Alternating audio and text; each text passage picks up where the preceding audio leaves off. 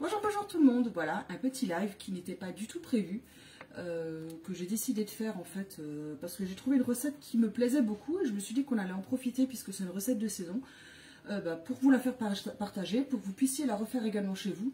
Donc la recette de base, c'est normalement ragoût de pommes de terre que moi j'ai modifié un petit peu en faisant chou pommes de terre.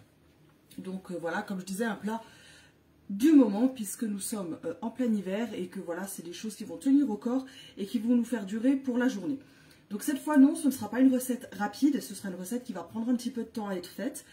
Mais voilà, j'avais envie de la faire avec vous aujourd'hui pour changer justement des recettes rapides que j'ai l'habitude de faire. Alors, donc tout simplement, on va commencer par éplucher 1 kg de pommes de terre. Hop. Donc là, moi j'ai des petites pommes de terre comme ça, donc forcément j'en ai beaucoup. Après, si vous en avez des plus grosses, forcément ça ira plus vite. Le seul avantage de ces pommes de terre là, c'est comme ce ne sont pas des pommes de terre à purée, en fait à force de cuire, elles ne vont pas complètement s'effriter dans la casserole. Et donc c'est l'avantage que j'ai avec ces pommes de terre là. Comme en plus ça va être une cuisson longue, vaut mieux qu'on ait justement des patates qui ne se cassent pas en cours de route, parce que sinon on va se retrouver avec plus de la purée en fait qu'un ragoût de pommes de terre. Voilà, donc là on épluche tout simplement notre petite pomme de terre, hein. Donc moi j'utilise le fameux économe qu'on avait eu en cadeau, c'était alors comme en offre privilège à 1 € au mois de, que je vous dise pas de bêtises, je crois que c'était au mois d'octobre mais de l'année 2021, hein, voilà, on ne sait plus. Mais après voilà, vous pouvez utiliser l'économe que vous voulez, le plus important c'est de pouvoir éplucher vos patates. Voilà. Donc dans cette recette, comme je le disais, normalement il n'y a que des patates. Moi j'ai décidé d'y ajouter du chou, tout simplement parce qu'en fait j'ai un chou dans mon frigo qui traîne et que je ne sais pas trop quoi en faire. Donc voilà, je me suis dit que j'allais en profiter et le passer dans cette recette. Alors, une recette que ma maman faisait un petit peu quand j'étais petite, justement, c'était chou patate. Donc je pense qu'elle reconnaîtra un petit peu la recette parce que c'est le début est un petit peu pareil, c'est après que ça change. En fait, on a quelques ingrédients supplémentaires. Hop là. Voilà. On arrive tout doucement à la fin de notre épluchage de patates. Hop là. Alors, si vous avez des questions pendant que je fais la vidéo, hein, surtout n'hésitez pas à me les poser, hein, parce que j'y réponds avec grand plaisir. Je vois vos commentaires, hein, donc c'est le moment d'en profiter, surtout si vous voulez faire la recette en même temps. Demandez-moi, je vous donne déjà la liste des ingrédients, comme ça, voilà, on peut la faire et ça peut être sympa de faire ça ensemble. Alors c'est une recette qui ne va pas se faire au four, mais qui va se faire à la casserole, enfin à la casserole. Ils préconisent plutôt une cocotte en fonte. Après, si vous n'en avez pas, voilà, une casserole suffira. On fait toujours avec ce qu'on a. On n'a pas toujours de grosses cocottes chez nous. Donc voilà, moi ce sera par contre ma cocotte, puisque j'en ai une que j'utilise régulièrement, puisque moi je fais de la soupe régulièrement dedans pour les enfants. Enfin, en ce moment c'est plus pour ma fille, puisque mon fils boude les légumes. C'est d'ailleurs pour ça que je fais ce genre de recette là aussi. Ça va l'obliger à en manger sans vraiment s'en rendre compte. Voilà, alors, hop, il nous reste 3. C'est la partie la plus longue de la recette, l'épluchage des pommes de terre. Après, j'ai choisi les plus grosses que j'avais dans mon paquet, hein, donc malheureusement, j'ai pas pu en faire plus, enfin en prendre moins pour en avoir, pour être plus rapide, puisque c'est vraiment mes plus grosses patates. Hop là. Hop, voilà. Pas très belle celle-là en plus. Hop. Ok, allez, la dernière.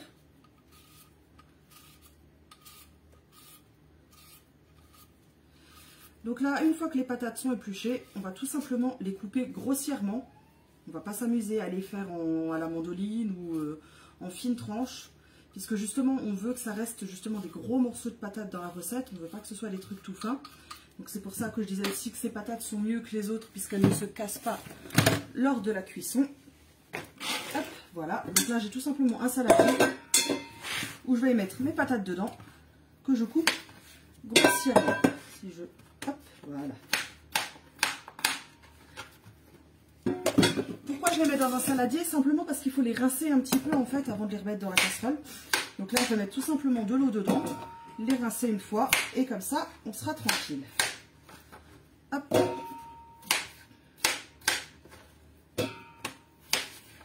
Voilà. L'avantage, c'est que du coup, les couper, ça va très vite. Hop là.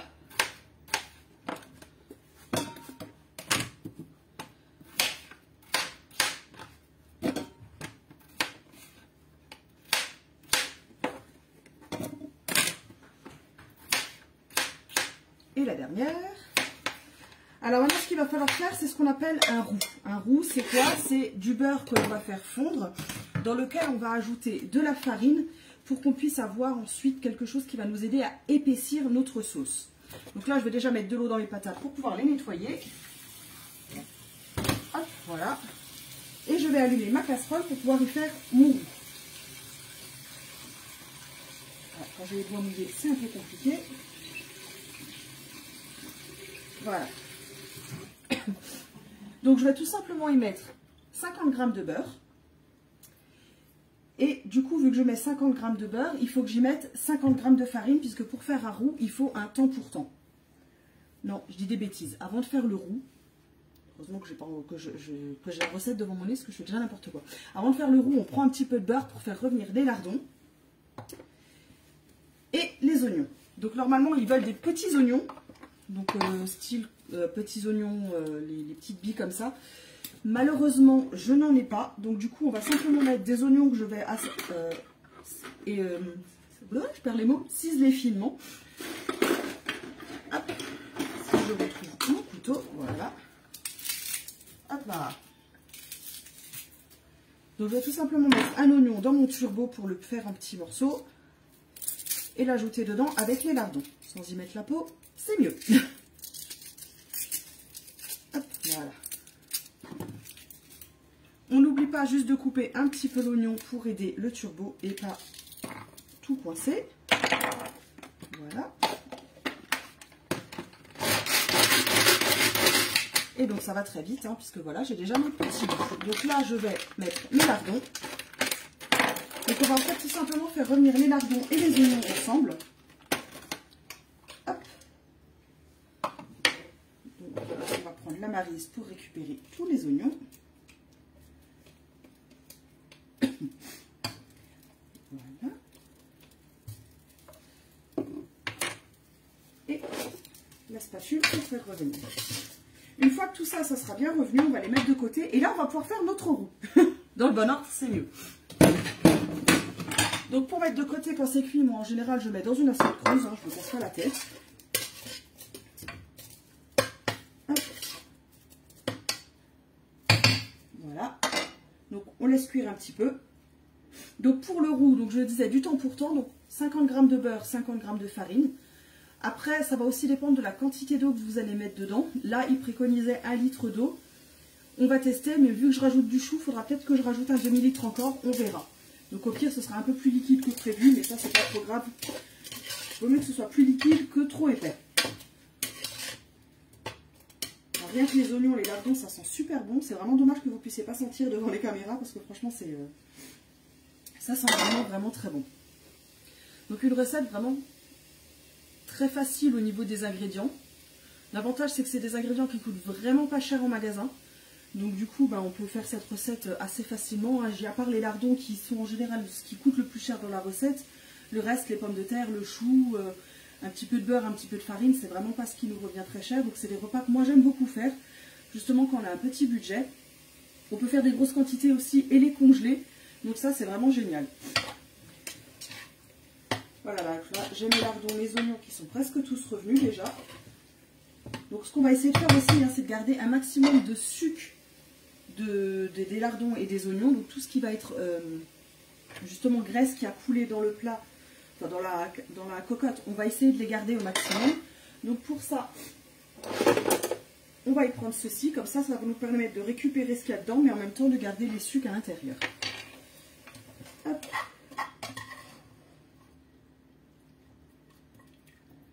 Je ne sais pas si vous pouvez voir ce qu'il y a dans le fond de la casserole. Donc oui, c'est les graisses, mais c'est ce qui nous permet justement d'avoir le bon goût du plat. Voilà, donc là du coup on vient y rajouter le beurre qu'on laisse bien fondre et tout simplement la farine qu'on va venir mélanger avec notre fouet. Alors pour ceux qui l'ont constaté, oui, j'ai eu un petit souci avec mon fouet. C'est quand on fait plusieurs choses en même temps et qu'on oublie son fouet dans la casserole. Malheureusement le mien a fondu. Donc voilà. Mais je ne l'ai pas laissé 5 minutes, hein. Je peux vous dire qu'il est resté bien une demi-heure dans ma casserole et puis tout d'un coup je me suis dit c'est bizarre, ça sent bizarre dans ma cuisine et en fait bah oui forcément. Si on laisse une plaque allumée avec un fouet dessus, forcément ça fond. Voilà, donc là le beurre est en train de fondre. Alors beurre ou margarine, hein, les deux ça fonctionne très bien parce que moi j'ai tendance à utiliser de la margarine plutôt que du beurre puisque justement ça coûte moins cher. Donc comme je dis toujours, hein, c'est une recette petit budget. Aujourd'hui c'est pas une recette courte, c'est une recette petit budget. Voilà, alors j'aide un petit peu le beurre à fondre en le fouettant un peu. Donc je rajoute tout simplement ma farine. Hop.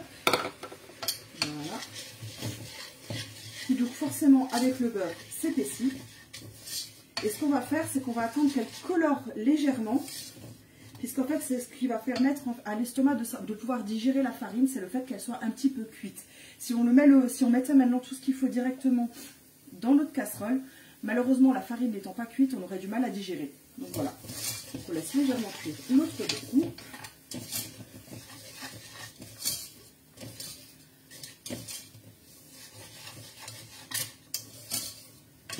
Voilà. Donc là, on voit qu'il est légèrement, je dis bien légèrement coloré. En tout cas, on n'y voit plus du tout la farine, elle s'est vraiment bien incorporée au beurre. Donc c'est là qu'on se rend compte que notre roux est terminé. Donc maintenant, on va y ajouter forcément le reste des ingrédients. Donc on va pouvoir venir y mettre nos pommes de terre donc, que je vais égoutter. Hop, tout simplement.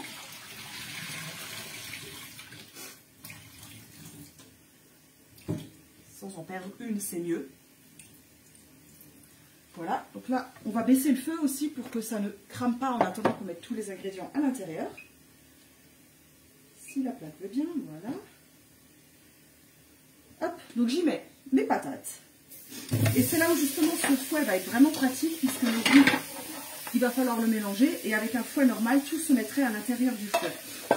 Donc on va venir y ajouter notre base de lardon-oignon. Hop, voilà.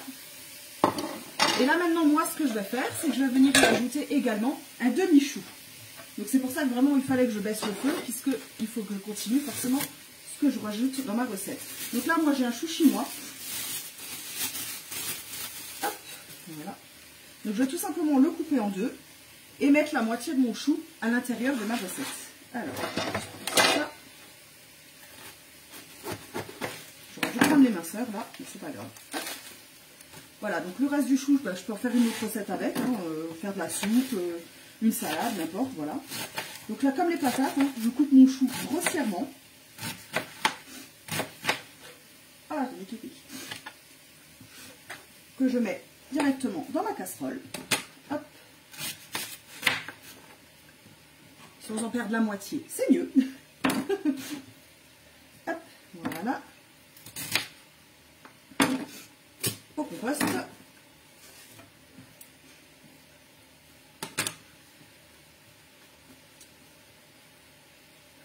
Alors, ensuite, ce qu'on va devoir y mettre, c'est justement l'eau et tout ce qui est aromate. Donc, on va mettre déjà 1 litre d'eau dedans, voir ce que ça va donner au niveau quantité de l'eau, puisque je disais, j'ai rajouté du chou.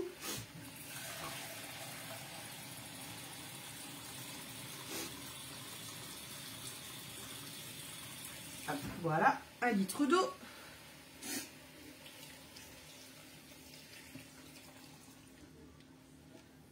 Là, je vais justement pouvoir prendre mon petit fouet et commencer à remuer par rapport au roux qui est dans le fond, parce qu'il faut quand même que ce roux se mélange au liquide.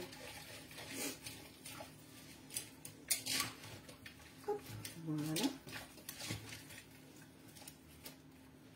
Donc, j'ai pas remué beaucoup, hein. Là, c'est juste le temps de voir. Justement, effectivement, il va bien falloir que je rajoute 500 ml d'eau. C'est ce que je pensais, vu que je rajoute du chou. Mais si vous faites la recette de base, donc 1 litre d'eau suffit effectivement amplement. Hop. voilà, donc on rajoute les 500 ml. On nous dit ensuite d'ajouter un bouquet aromatique. Un bouquet aromatique, à la base, c'est quoi? C'est une feuille de poireau dans lequel on va y mettre d'autres herbes pour pouvoir donner du goût. Je n'ai pas de poireau. Donc du coup, c'est pas grave parce que moi, de toute façon, quand je fais des choses comme ça, ce que j'utilise, c'est une grosse boule à thé. Dans ma grosse boule à thé, en fait, je vais y mettre tout ce dont je vais avoir besoin dans un bouquet garni et je vais le mettre tout simplement à l'intérieur de ma cocotte. Donc là, j'ai mis dedans alors que je vous dise pas de bêtises, du thym, du laurier, du persil. Je vais y ajouter une gousse d'ail, si j'y arrive. Là, l'ail est rebelle aujourd'hui. Hop, voilà. Donc on va enlever la peau, c'est mieux. Après, vous pouvez y mettre d'autres choses. Hein. Vous pouvez y mettre, vous pouvez mettre du romarin. Vous pouvez y mettre de la ciboulette. Enfin, vraiment, voilà, les herbes que vous avez sous la main, qui vous plaisent, qui donneront du goût à votre plat. Donc là, je vais tout simplement la fermer, l'ajouter à l'intérieur de ma cocotte. Et donc, ça fera effet de bouquet garni. On va ensuite venir y mettre forcément du sel, du poivre. Donc, un petit peu de poivre. Un petit peu de sel. Donc là, pareil, le sel, ce sera à mettre avec modération et en rajouter si besoin, mais vraiment un tout petit peu. Pourquoi moi, en tout cas, j'en mets un tout petit peu? Parce que actuellement, je n'ai plus de bouillon maison. Donc du coup, je vais devoir utiliser des bouillons gras et les bouillons gras, c'est déjà salé. Donc j'en mets vraiment très légèrement. Et par contre, ce que j'aime beaucoup mettre quand il y a des pommes de terre, c'est de la noix de muscade. Un plat, à partir du moment où je mets du lait ou de la pomme de terre, si c'est un plat salé, je mets automatiquement de la muscade avec parce que ça donne vraiment un bon goût et donc moi j'aime beaucoup. Hop, voilà. Donc maintenant il faut y mettre, donc à la place de l'eau, normalement c'était du bouillon de volaille ou du bouillon de bœuf que je n'ai pas, donc je le disais. D'habitude j'ai le bouillon de légumes maison, mais ces derniers temps j'ai pas vraiment eu le temps d'en faire. Donc là je vais utiliser des bouillons de légumes mais du commerce. Donc tout simplement je vais venir les mettre dans mon dans mon Turbo Top. Les mixer un peu avant de les mettre dans mon plat, ça m'évitera d'avoir des gros morceaux parce que parfois ce genre de choses ont vraiment du mal à se dissoudre. Hop. Voilà. Et comme avant pour l'oignon.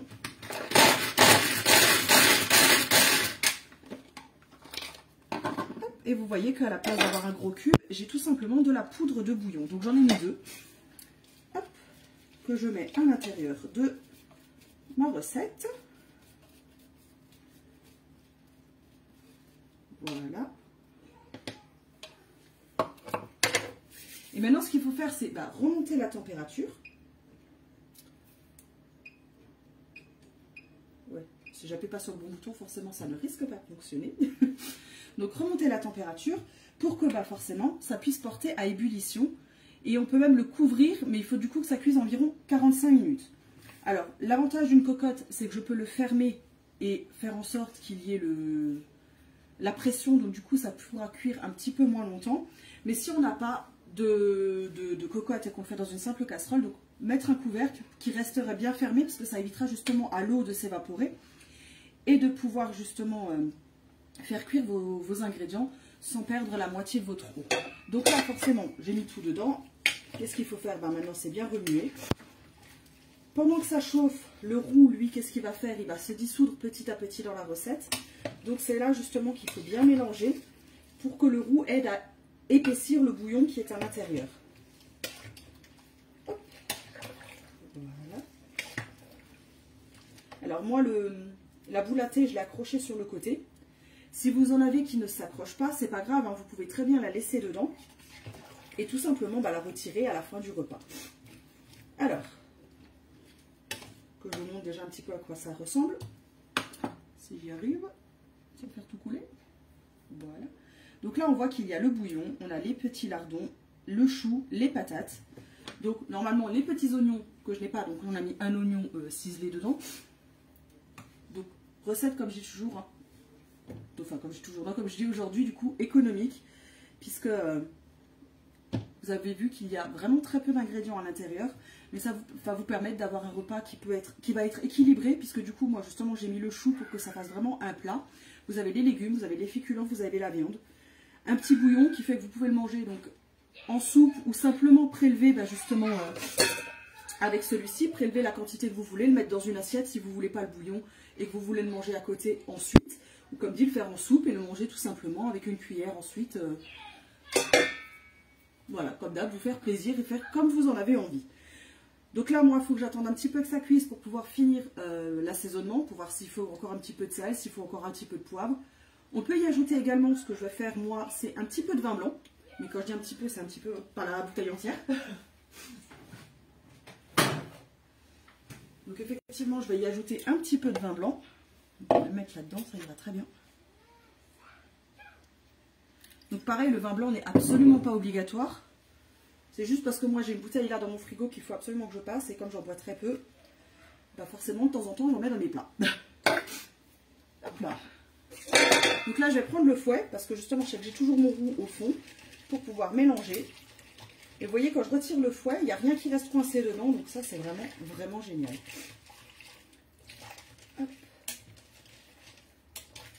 Voilà. Donc ce qui fait aussi justement que cette recette ait une couleur un petit peu particulière, c'est le roux. Le bouillon ne va pas rester transparent puisqu'on a le roux qui va donner cette petite couleur un petit peu brunâtre à notre recette. Voilà. Alors, du coup, là, je ne vais pas la fermer en cocotte, justement pour pouvoir venir vérifier régulièrement la cuisson et pour pouvoir la goûter. Donc je vais tout simplement poser le couvercle sans le fermer, sans avoir la pression. Mais voilà, donc c'est vraiment une recette que vous pouvez faire avec ou sans cocotte. Et c'est pour ça que je trouvais qu'elle était vachement pratique. Une recette à servir chaud, bien évidemment, puisque c'est une recette hivernale pour pouvoir se réchauffer.